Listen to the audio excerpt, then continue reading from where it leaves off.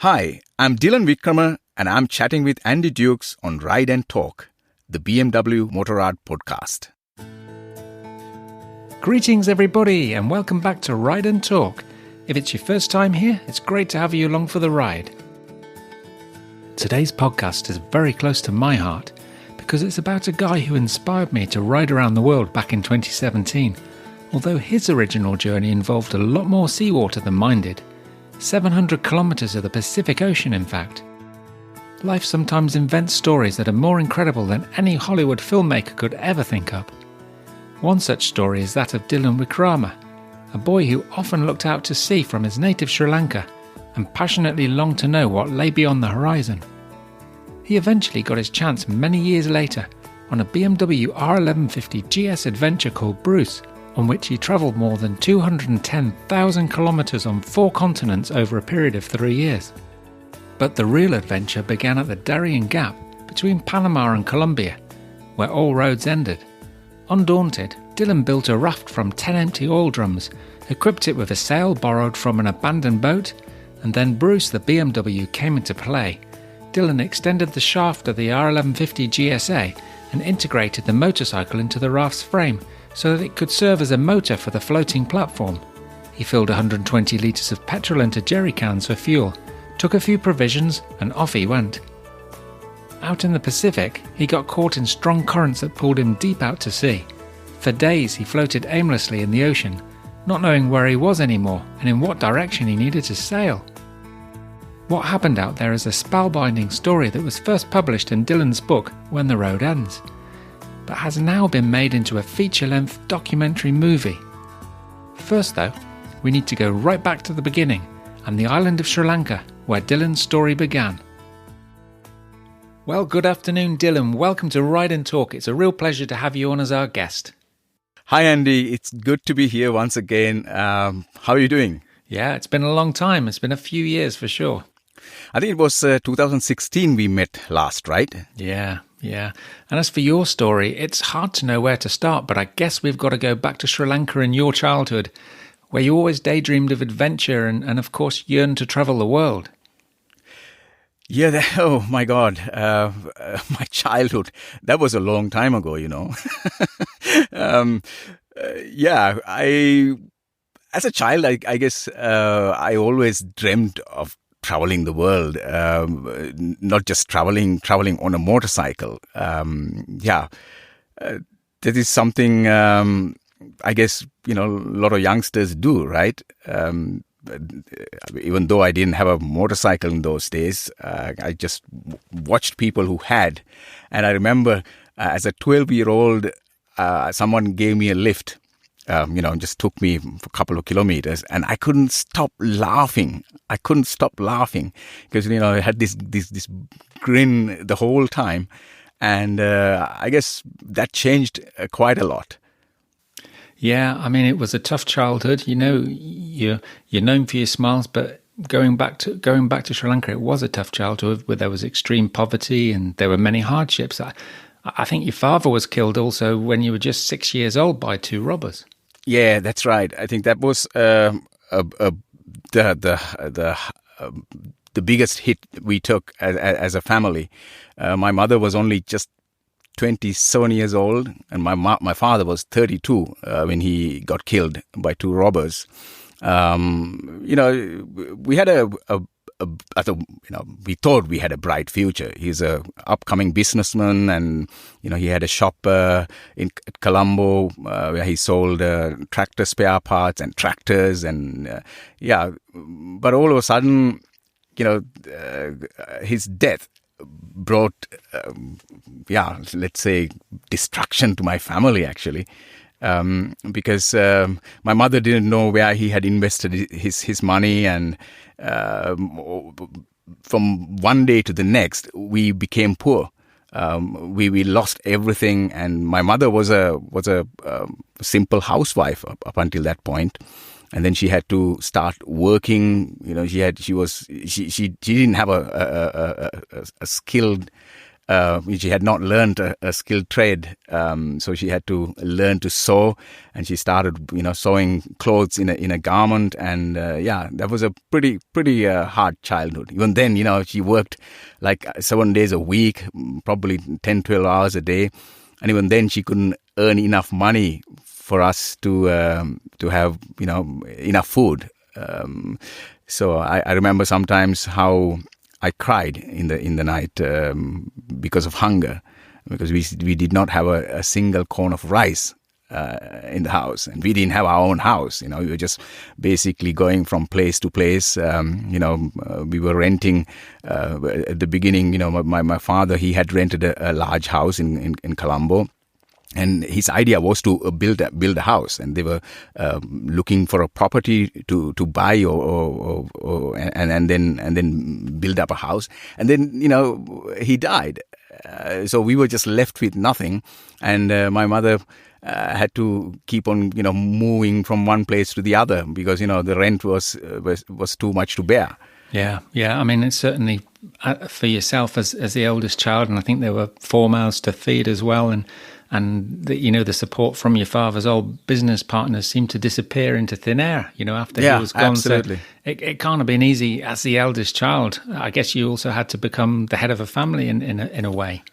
Yeah, I did take some responsibility. After school, I remember going to work in a small factory where we produced small rubber parts. So after school, I just went there and worked until it got dark. So that gave us a few rupees more. So I, gave everything what I earned in that little factory to my mother, so we could buy a little bit of food.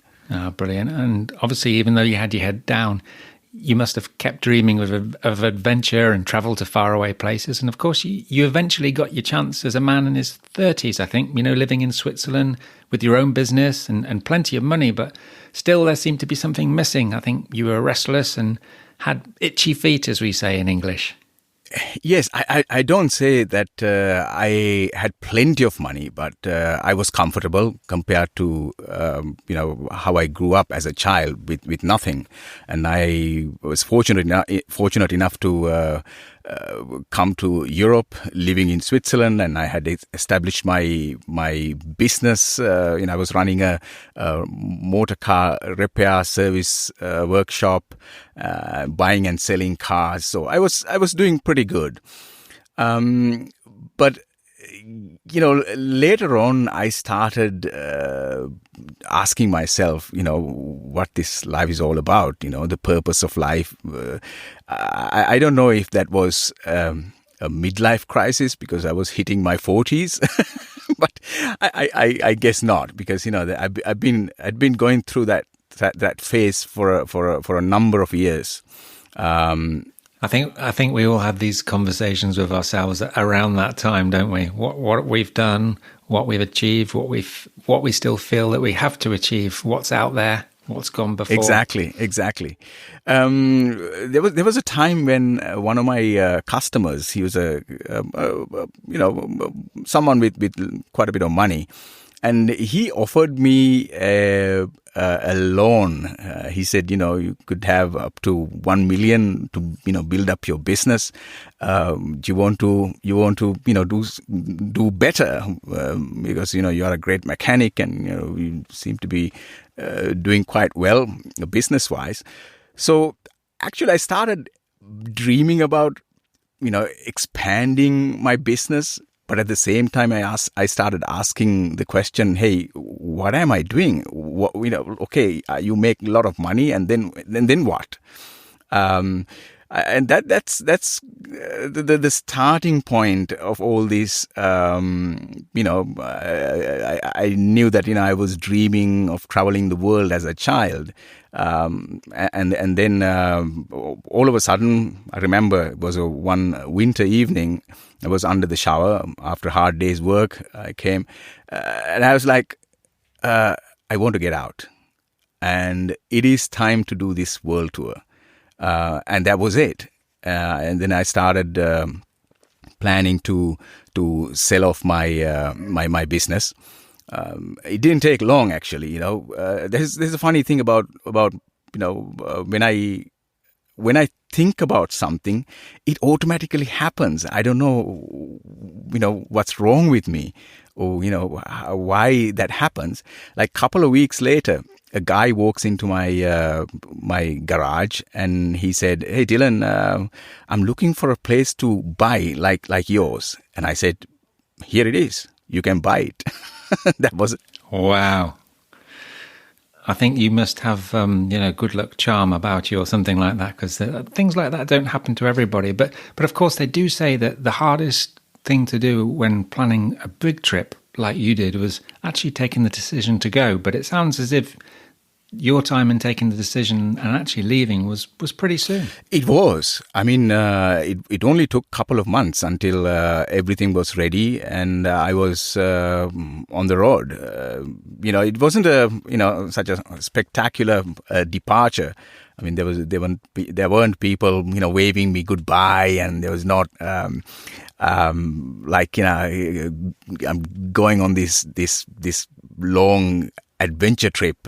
And I had no plans, I just wanted to get out and see the world and find answers to the meaning of life and what this life is. Because, I had been, as I said earlier, I was asking this question, the purpose of life, for a number of years.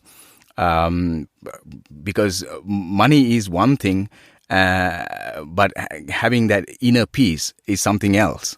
Absolutely. And of course, you eventually set off, I think was it in 2011? 2010. 2010, was it? Okay. On a BMW R 1150 GS adventure that you called Bruce. What was the reason for the name? I have no idea why I called my motorcycle Bruce, because I guess it's because of my size. I'm a small guy, 5'6". And a lot of people don't even believe when I tell that is my motorcycle.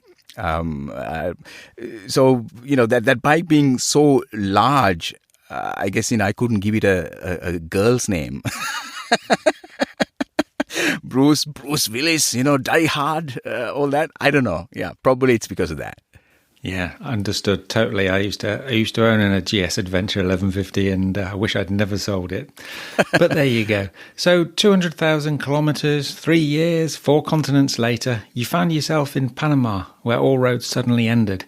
Tell us about the Darién Gap of that time, with the jungle, the swamps, and the drug runners. Yeah, Darién jungle. Actually, I didn't know anything about the Darién until I got to Canada. So in Canada, I met a guy, another biker, and he told me about the Darién Gap. He said, you have to organize a boat to go across it.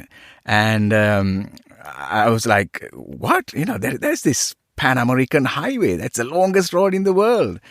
But, as we know, it now that this road doesn't continue all the way from Alaska down to Argentina. So Darién, how to go around the Darién was a mystery in 2013, 2012, 2013, because there weren't many information in the internet. So basically, if you just Google it, you found nothing. There were no boats, nothing. So I thought, why not give it a go? You're on an adventure trip, and you can do this adventure in a unique way. So that's how I came up with this idea of building a raft and going around it. Although I heard that this area is a very dangerous one, because with the drug runners and the jungle being so vast, and also the unpredictable ocean. Yeah, I mean, at that time, I think most overlanders looked for a space on a boat, or if they could afford it, maybe flew their bikes from Panama to Colombia to continue their journeys. But you made a raft out of 10 oil barrels and used your GS to power it. Why and how? In those days, I didn't know any bikers. When I started off my around the world tour, I thought I was the only one who is traveling around the world. And nowadays, you hear about so many people doing the same journey. And in fact, when I was in Canada, it was the first time I met. I got to know that there are motorcycle meetings. So, without that knowledge that, there's this, you could take a motorcycle with a boat to Colombia, from Panama to Colombia, it seemed like a big adventure to me. I love adventure and I wanted to do something unique anyway. So this was the opportunity. So I was basically trying to figure out how to, go from Panama to Colombia. If there was if there'd been a ferry, I would have taken it, because I did that quite a few times when I was traveling from, through the Indonesian islands. I took many times. You're an engineer, and you've got a creative mind, and from watching the film, you'd been pondering about this for some time, hadn't you? If it's possible as a technical solution to do something like this with your motorcycle, and I think that had been playing on you, and I think you just wanted to somehow find a way to make that happen, didn't you? Yeah, absolutely. As later on, I started thinking of how to make a raft, cheap as possible, because I didn't have lots of money at the time. It was 2.5 years after, or even 3 years after I had started my journey.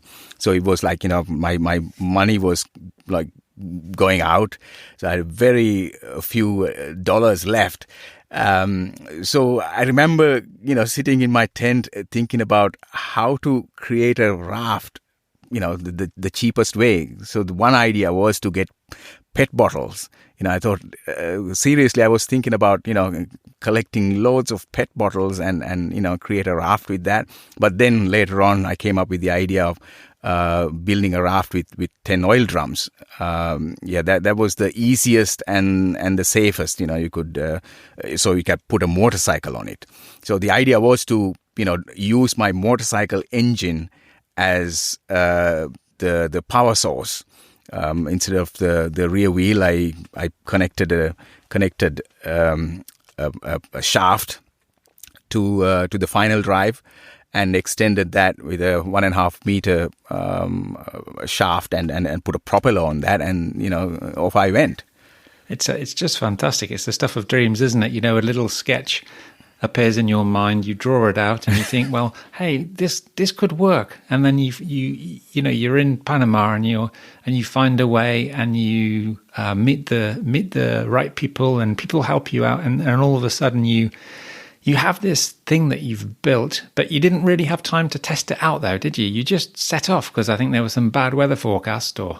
Yeah, there were quite a few reasons why I had to leave so quickly, because one thing was the rainy season was approaching, and the next thing was I had built a raft, but I couldn't keep it in that bay for too long before the police found out that I was about to do an illegal journey. It was an illegal journey, actually, because when I wanted to get an exit stamp on my passport, they said, "No way, you're not going to leave Panama with that thing. That's not. You're going to get yourself killed. We can't be held responsible for you." So so therefore I didn't have much time and the opportunity to try it out. So I just took the chance and left. Wow. Talk about a leap into the unknown. You weren't a sailor nor a navigator. You didn't really even know if it would work. You just followed your dreams and, well, basically slipped away in the middle of the night, didn't you? I had to. That was otherwise. It was the strangest thing, you're just without being a sailor and without ever having been on the ocean before, all of a sudden you find yourself in the dark on 10 oil drums and with a motorcycle.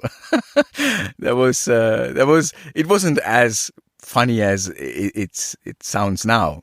I had to learn very quickly how to sail, and it's the navigation, and there was so much going on in that time. The wind was blowing from every direction, the waves, and but it was an adventure. It's the essence of adventure. I mean, so there you are on a raft powered by your GS and a tiny sail, taking on the mighty Pacific Ocean.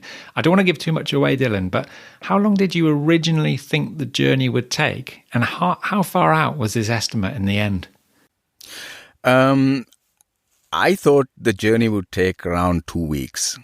That's what I believe, because, Panama, that stretch was like, or the journey was like 700 kilometers or 750 kilometers. I thought 3 weeks the most. But it took much longer to reach Colombia. Yeah, I think in the end it was over 6 weeks, wasn't it? I think it was like nearly 50 days.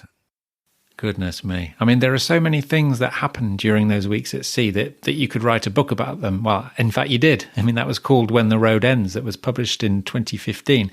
I read that book soon after then, and then I met you at BMW Motorrad Days in 2016, and everyone that I'd spoken to who'd followed your original trip and heard your story or even read the book, they were saying that the best way to give people a chance to experience this amazing journey was for you to return to Panama, find some of those original characters that had helped you in the first place, and retell this unique story, as a feature-length documentary-style film. And, well, that's exactly what you've done, isn't it?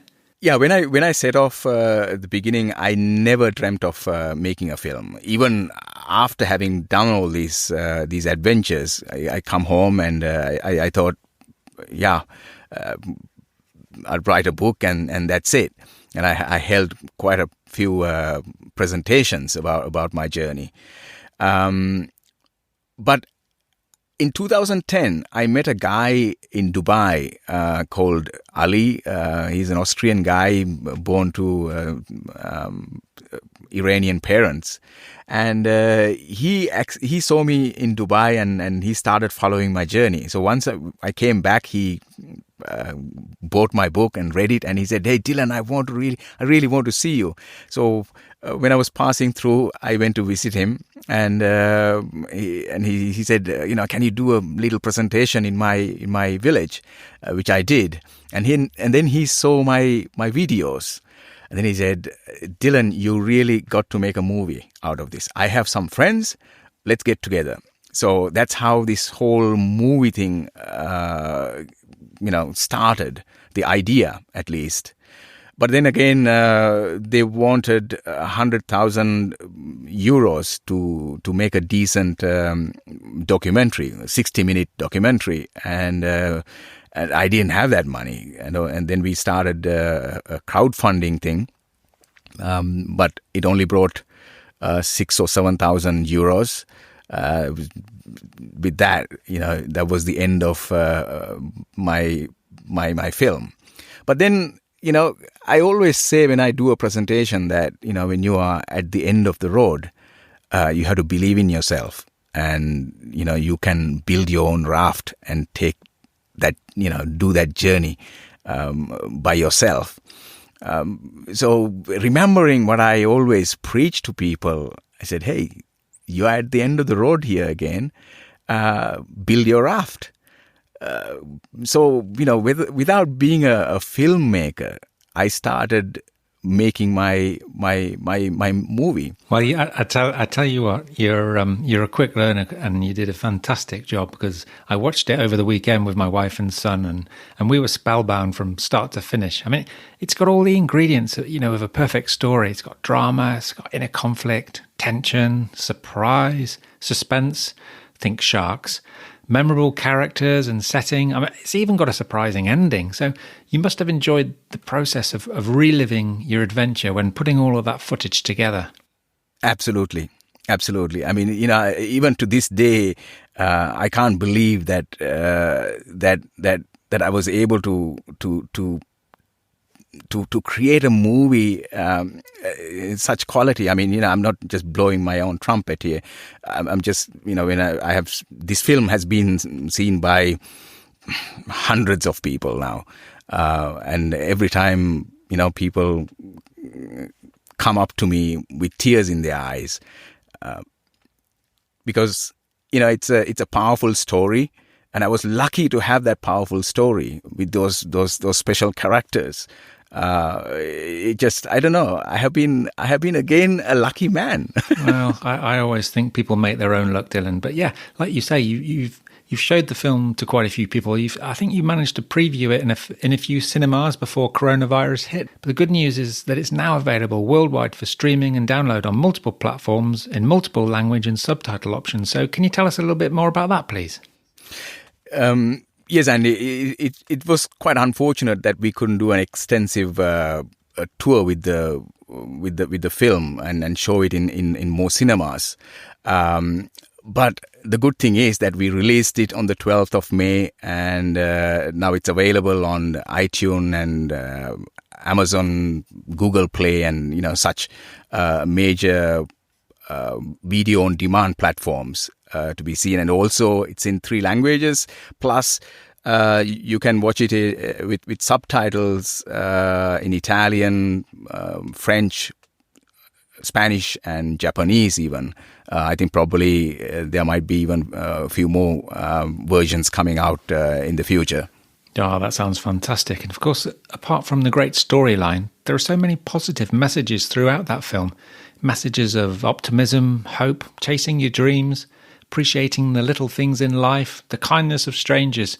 It's all there. You packed it in, but I guess you certainly had a lot of time to think while you were stuck on that little raft, Dylan. If I had time to think, yeah, I had a lot of time to think. But there was nothing about, I wasn't thinking about, is it going to be a great story? My mind was full of, how am I going to get out of this? At the time, because I was on the biggest ocean in the world, and my raft was drifting in a wrong direction, and I had problems with navigation, and it was a big adventure, but everything else came a few years after. Well, you did get out of it, of course, and because you're here today, we know that you made it to Colombia safely and finished your round-the-world journey. But what of Bruce, your GSA? What happened to him in the end? Bruce, I had to bring back to Switzerland. I was originally planning on, giving it to a museum in Buenos Aires or Argentina somewhere. But then the people in Switzerland said, "No, you're going to bring that back to Switzerland. If you don't have money, we will collect some money, and so you can bring it." So eventually, I brought it back to Switzerland, and he's on retirement now, enjoying life in a barn somewhere in Switzerland. I didn't even wash Bruce after the tour. I just wanted to have him exactly as he was. I didn't want to, change parts and start riding him again. So, I'm taking Bruce now and then to like exhibitions and different fairs, motorcycle fairs and meetings and things like that. But yeah, Bruce is a happy chappy here in Switzerland, thinking about all those adventures that he did with Dylan, the crazy guy. Absolutely. Totally understand that. Totally understand not wanting to wash or change anything. And if people listening are wondering what happened to the raft, well, I'm not going to tell you. You're just going to have to watch the movie and see. But what about you, Dylan? What about your wanderlust? Have you still got those itchy feet and a desire to travel? Or have you got too used to the comforts of a camper van now you're married?